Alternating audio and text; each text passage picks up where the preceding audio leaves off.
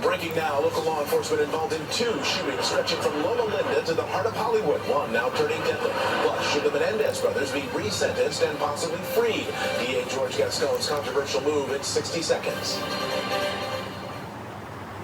I remember it so clearly. When Roe was overturned, I watched the mega politicians celebrate, knowing they could finally pass an abortion ban nationwide. And Mike Garcia was one of them. Garcia supported banning abortion with no exceptions. I am pro-life without exception. The MAGA Republicans would undo abortion protections in California and let politicians control our personal decisions. I am pro-life without exception.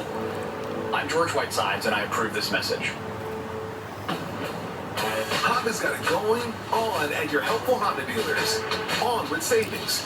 Drive new Hondas from $249 a month or save thousands with 1.9% financing. On with inventory. Honda cars, trucks, vans, and SUVs are in stock. KBB.com's best value and overall brand. Ready to drive Hondas from just $249 a month or a low 1.9% financing. Honda's got it going on. Search your local Honda dealer. This is Eyewitness News with live breaking news. Breaking tonight at 11, a pair of shootings involving law enforcement officers, one of them deadly. The first happening in a neighborhood in Loma Linda where San Bernardino County Sheriff's deputies opened fire on a man and killed him. Air 7 over the scene along Snowden Avenue near Cardigan Place were blurring the man's body that was visible laying in the street. A few feet away from where the man is located, you can see a large knife. The Sheriff's Department says no one else was hurt, but they haven't released any details about what led up to this deadly shooting. Meantime, shots fired tonight in the heart of Hollywood. Officers got a report of a man with a gun this evening. They found him on Vine Street near Fountain Avenue. After seeing something that looked like a gun, those officers opened fire. The man took off on Vine Street but surrendered a short time later. He was not hit by bullets, but he was taken to the hospital for other injuries and is expected to be okay. Police released a photo of what they say the man was carrying. This is it. They call this an item. It is not a weapon, but you can see it looks very much like one.